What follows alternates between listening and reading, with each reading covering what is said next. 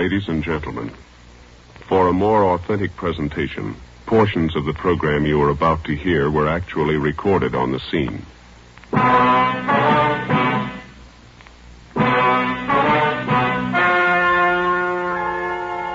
story you are about to hear is true.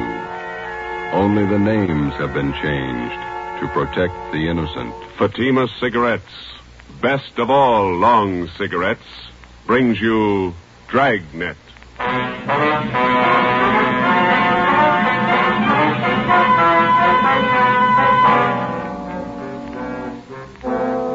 You're a detective sergeant. You're assigned to robbery detail. A gang of hold-up men have been running loose in your city. They've committed more than a dozen robberies. They're heavily armed, quick to shoot.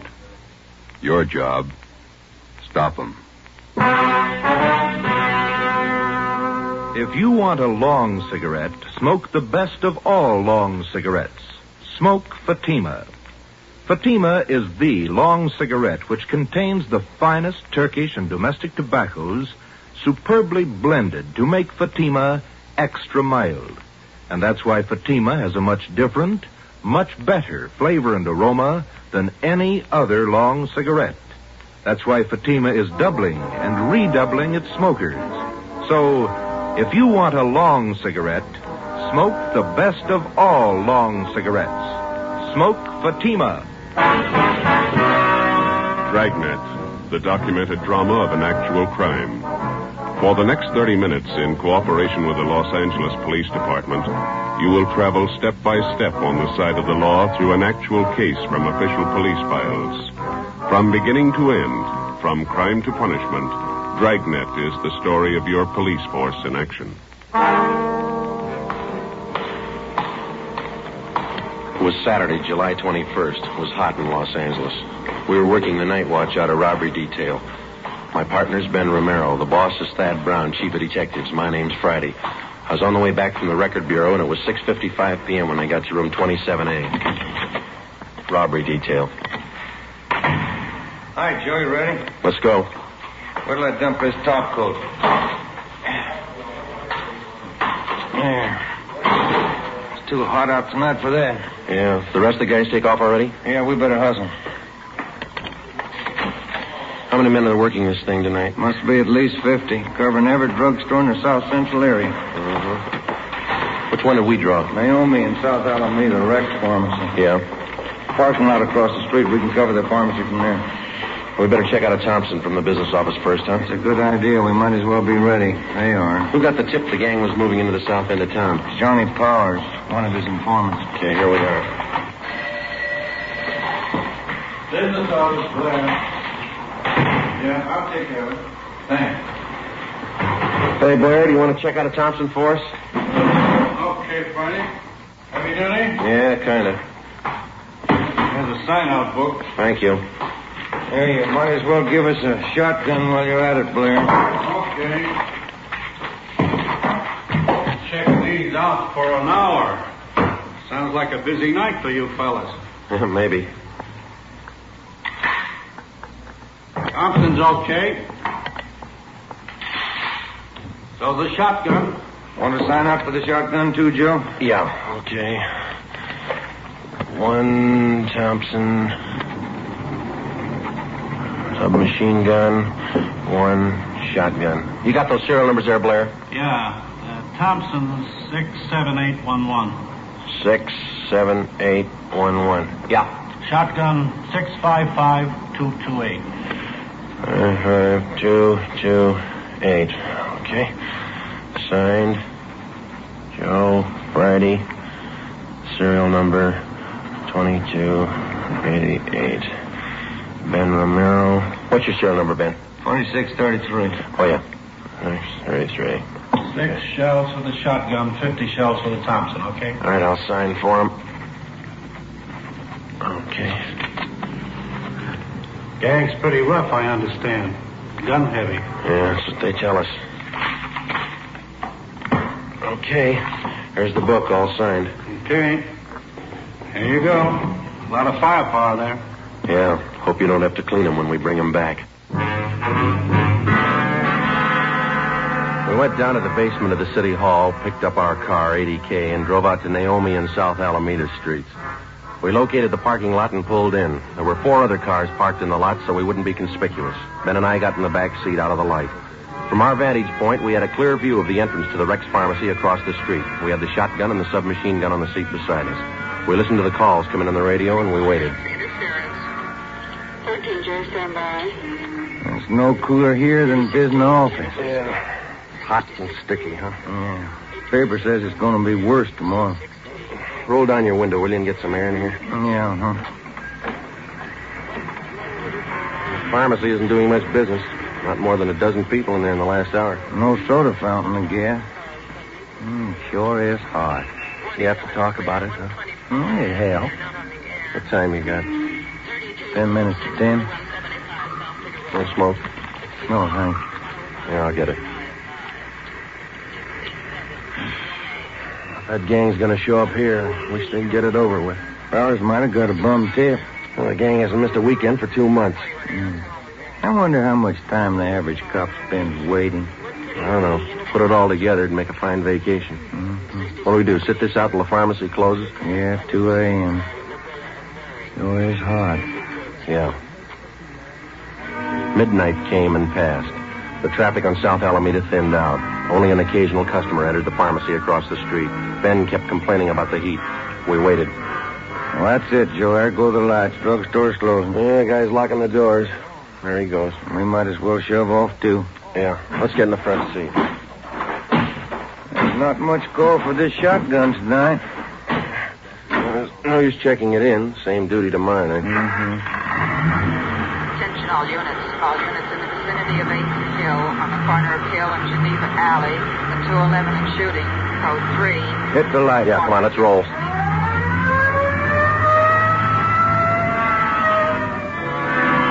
Sunday, July 22nd, 2:15 a.m. Ben and I pulled up at the Merchant Security Trust Company on the corner of South Hill and Geneva Alley.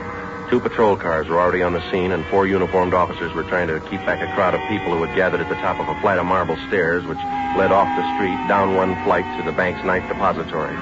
At the bottom of the stairs, an elderly man was sprawled out face down, his right arm twisted under him. The man was dead. Ben counted 5 bullet wounds in the victim's back. We interviewed the only witness, a young sailor. My name's Vasey, Sergeant.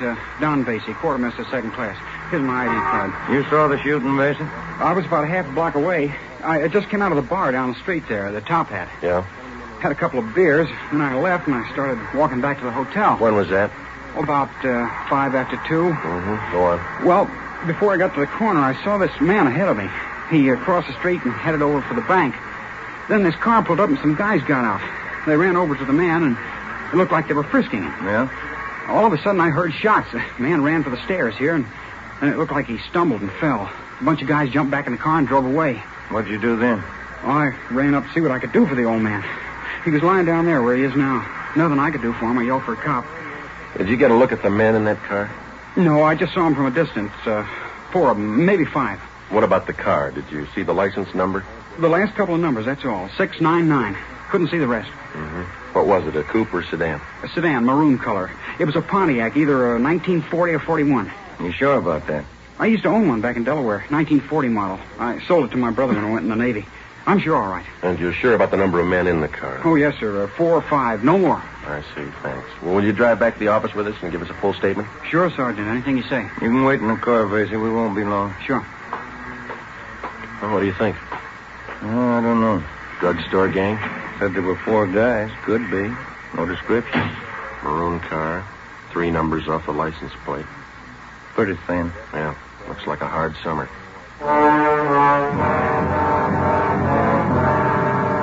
We completed our preliminary investigation. The coroner arrived and the body was taken to the county morgue in the basement of the Hall of Justice. The victim was identified as Walter Conroy, the proprietor of the Flowerland Dance Hall on South Hill Street.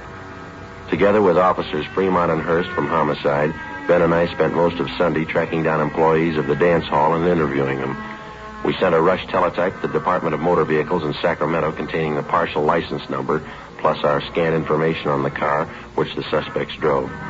Early Monday afternoon, Ben and I, along with Captain Ed Walker of Robbery Detail, met with Chief of Detectives Thad Brown. What kind of a motive are you working on? Robbery. The dance hall manager, Conroy, was on his way to the bank's night depository when this bunch caught up with him. He had the night's receipts with him from the dance hall. How much they got, Walker? $350. They missed over 1,000 Conroy had in an inside pocket. No idea who pulled the stick up? Could have been that drugstore gang. Why them? They haven't missed working a weekend night for 2 months. There's no sign of any other job that they might have pulled Saturday. Just a hunch, Chief. Nothing to go on. We'll have to guess our way for a while. Sacramento checking the description of the car, the numbers off the license plate? Yeah, ought to have an answer this afternoon. Any leads on the drugstore gang at all? Plenty. None of them good. Suspects are loaded down with guns. That's all we know. Excuse me. Brown speaking. Just a minute. Friday's for you. Okay, thanks. I'll reach it over here. Friday. Yeah, Ralph. How many? Yeah. Okay, thank you. Well, I got an answer from DMV, Sacramento, about the holdup car. What'd they say, Joe?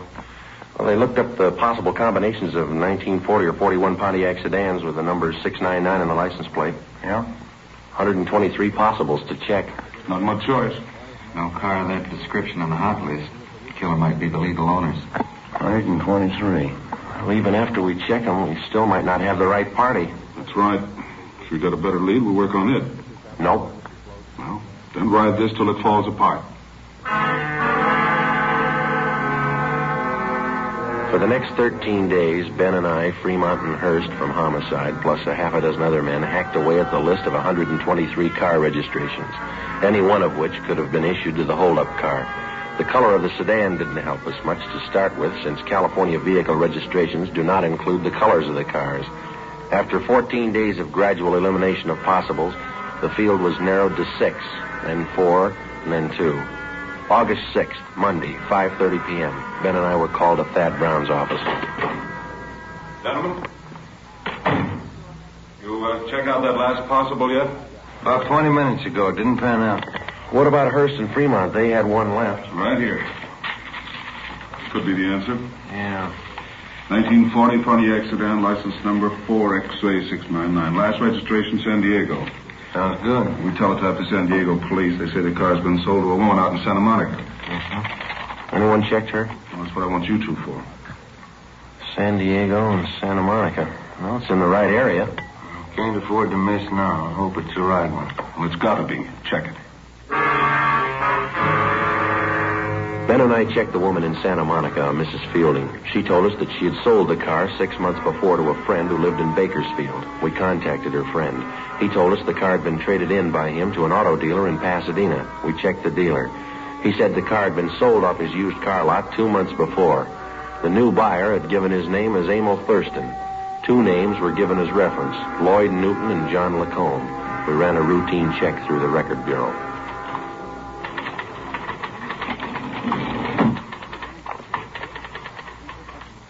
Ran them through, fellas. Here's the packages. Get a make for him? On all 3. What'd you find on Thurston? Let's see. Thurston, 2-time loser, second time up to Q on 5 counts of armed robbery. On parole from Quentin now. How about the other 2? Lacombe, let's see. Preston Reformatory, 2 terms, went up 3 years ago, violation of Dyer Act. He's on parole, too. What about Newton? Did you make him? 2 terms in Oklahoma. They're looking for him now, jump parole. Can I look at that just a minute, Frank? Sure. I have all 3 of them here. Take a look, Ben. Each one of the mama sheets on these 3 guys. Yeah. Right here under General M.O., see? Mm-hmm.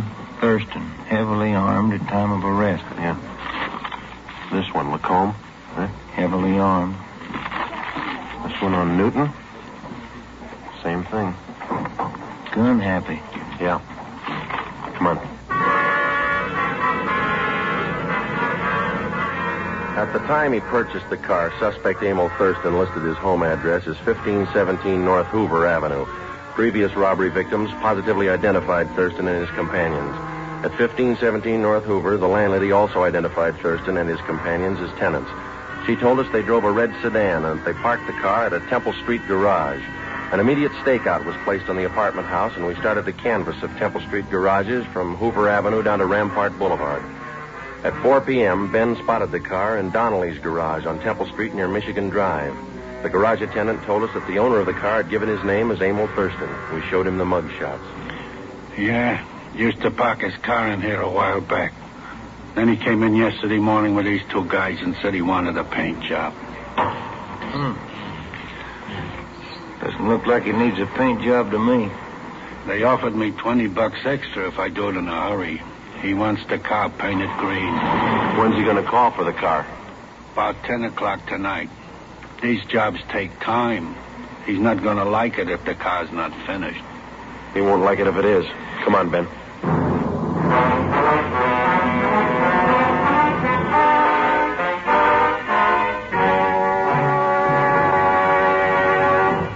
You are listening to Dragnet, authentic stories of your police force in action.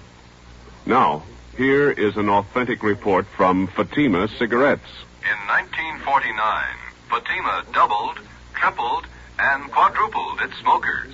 In 1950, enjoy Fatima yourself. You'll find Fatima extra mild. Because Fatima is the long cigarette which contains the finest Turkish and domestic tobacco superbly blended to make Fatima extra mild. You'll find Fatima tastes much better. Fatima's superb blend gives you a much different, much better flavor and aroma than any other long cigarette. You'll find Fatima tops in cigarette quality. Fatima has always stood for the best in cigarette quality. For a new year of greater smoking enjoyment, buy Fatima in the appealing golden yellow package. You'll agree, Fatima is the best of all long cigarettes.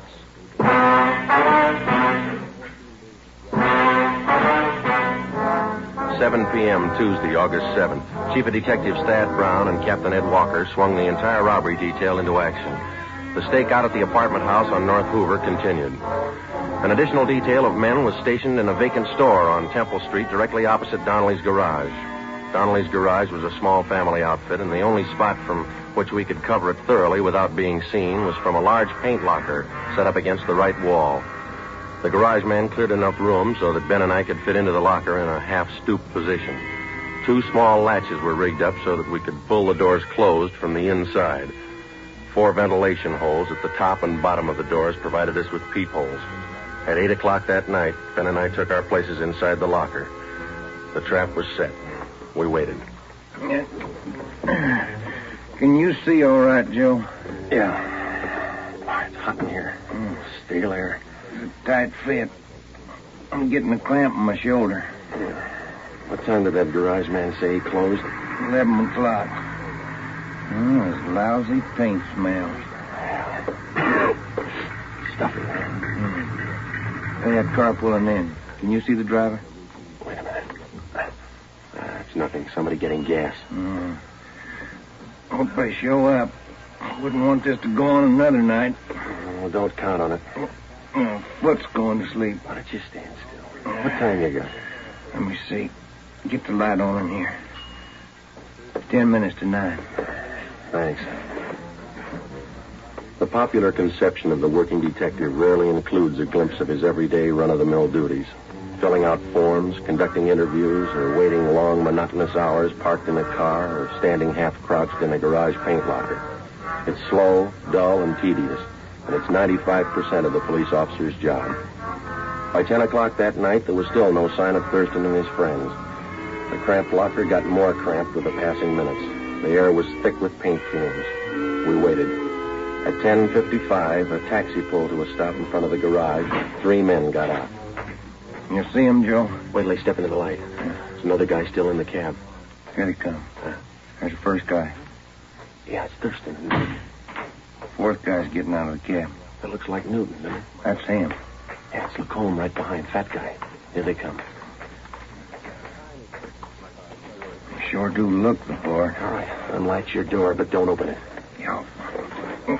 Quiet, Ben. What's the matter? That latch is stuck. Wait a minute. Did you get it? No, it's really stuck. All right, tap it with your gun stock. Come on, easy.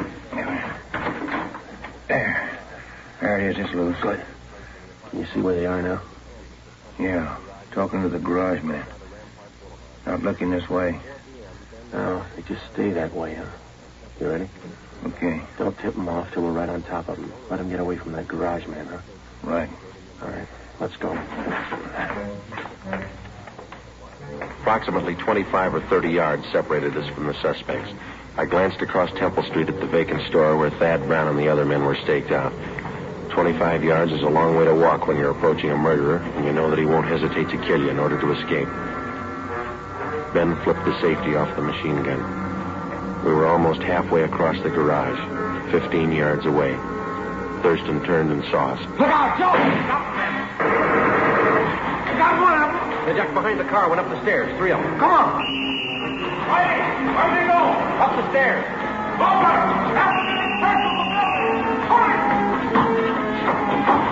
Up this way, Joe. Yeah, watch it, Ben. Get on. They're somewhere back in that corner up there. Your track. Throw down your gun. All right, Ben, give it over.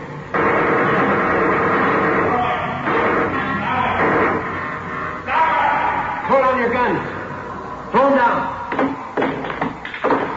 There's 3 of them. 6 of them. All right, now come on down with your hands behind your head. Cover me, Ben. I'll frisk them. Right. You up on the end. Get your hands in the back of your head. All right, stand still. All right, next one. Go on. Clean. All right, look home. Watch him, John. All right, you. Rest of you, stand back. Keep your hands up. You all right, Joe? Yeah. 2 more guns on him. All right, you two, hold it. Here comes the chief. Yeah, I'll get these guns together here. Lacombe. He's not much of a fighter. Not without a gun. The suspects were booked at different divisions to keep them separated. Emil Thurston and Lloyd Newton were taken to Hollenbeck Park and booked on suspicion of armed robbery and murder. John Lacombe was booked at Highland Park Jail on the same charges. The other suspect, who had been wounded in the escape attempt, was identified as Harold Steves, 19 years old. He was treated for a leg wound at Georgia Street Receiving Hospital and then transferred to the prison ward at the county hospital. During the next 2 days, each of the suspects was questioned individually. Thurston, Lacombe, and Newton would admit nothing. The 19-year-old Steves broke down and agreed to turn state's evidence. We took his statement to Chief of Detectives Thad Brown. Gentlemen, what did the boy tell you? Just about everything, boss. They pulled the drugstore holdups and they killed that dance hall owner, Walter Conroy. Which one of them? Well, the kid says Thurston shot him. He says Thurston's the gang leader. Good. You finally got a count on those guns you took off them? Yeah, 12 of them. Each one of them was ready to go, bullet in every chamber. Did you get a complaint from the DA's office yet? They were arraigned. Preliminary hearing set for Monday. Fine. You got them in jail, I'll put them in prison. The apprehension of the criminal doesn't mean the end of a case for a police officer. He spends just as much time helping to convict the criminal after he's caught. Evidence must be gathered and authenticated and presented to the district attorney's office. If confessions are possible, they must be obtained and put in order. The officer must also help out in formulating the case and in testifying at the trial of the suspect. On October 30th, almost 3 months after the Thurston gang was apprehended, they were brought to trial in Superior Court. It was a routine affair. Harold Steves took the stand and told the story of the gang's activities. The victims identified the suspects and testified to the robberies. Both Ben and I took the stand and testified to the arrest and possession of guns by the defendants. We received no cross-examination. On the morning of March 2nd, the case went to the jury. Ben and I had lunch with Lieutenant Rombo from robbery in the City Hall cafeteria, and it was 5 minutes past 1 when we got back to the office. Oh, it sure was good soup today. Yeah, it was a nice lunch. You want to check the mail? I didn't yet. Oh, I'll get it. Robbery Friday. Yeah? When? Right. Lacombe and Thurston. They just broke jail. Within 7 minutes, a dragnet for the escaped criminals had been thrown around the entire city. Chief of Detectives Thad Brown directed the operation. At 14 minutes past 1, he called us to the photocopy room. The machines were turning out duplicate mugshots of Thurston and Lacombe for distribution at the rate of 1 every 4 seconds.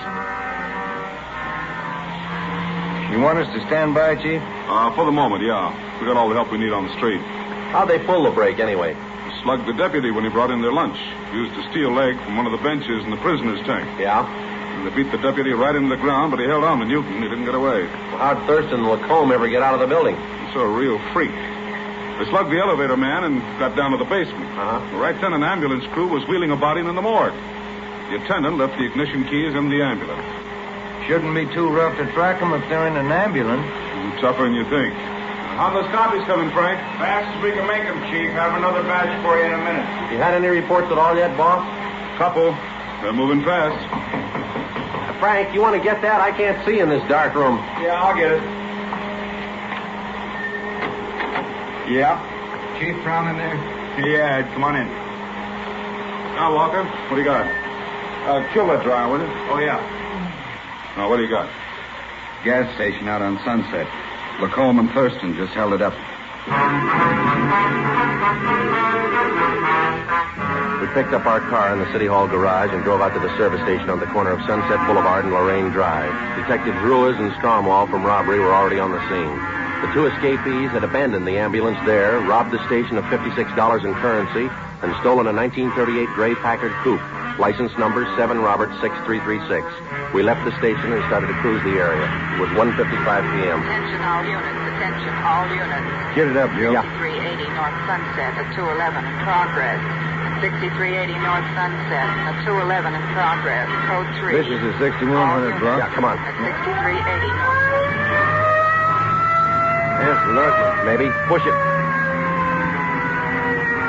Hey, that car pulling out up ahead there. A gray coupe. Wait a minute. 7 Robert, that's them. Lights changing. They can't make it. They're going through. They're skidding. They hit the lamppost. Broke it off. All right, pull up. Come on. Right. All right, let's go. Lucky if they live through this one. Yeah. All right, come on. Help me with this door. Yeah, all right. Pull.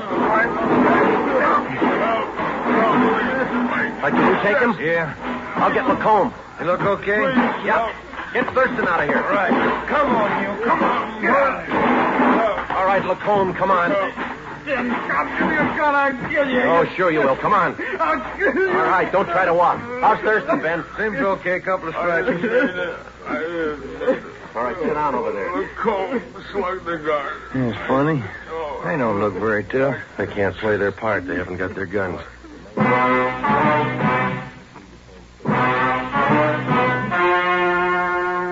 story you have just heard was true. Only the names were changed to protect the innocent. On March 3rd, 1947, trial was held in Superior Court, Department 91, City and County of Los Angeles, State of California. In a moment, the results of that trial. It's amazing how many long cigarette smokers are changing to Fatima. Here are the actual figures. New York Division. Fatima sales up 132%. Chicago Division.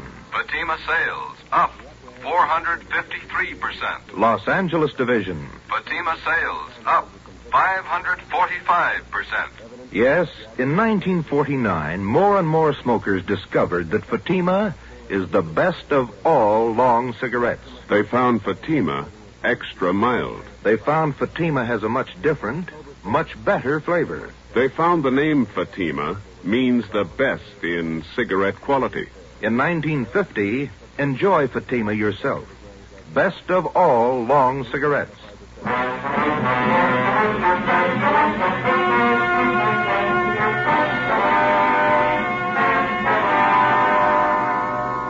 Emil Thurston, John Lacombe, and Lloyd Newton were convicted of first-degree murder and robbery and sentenced to life terms.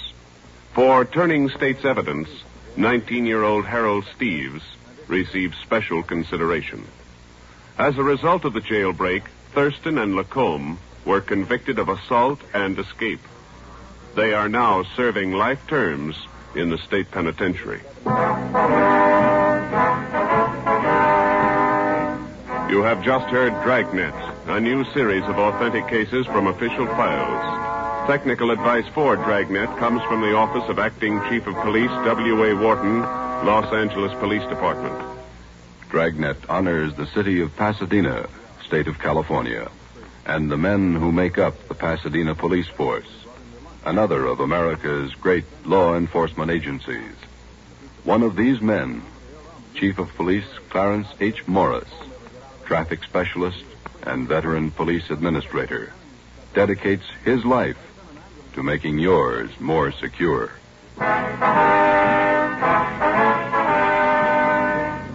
Fatima Cigarettes, the best of all long cigarettes, has brought you Dragnet, portion transcribed from Los Angeles.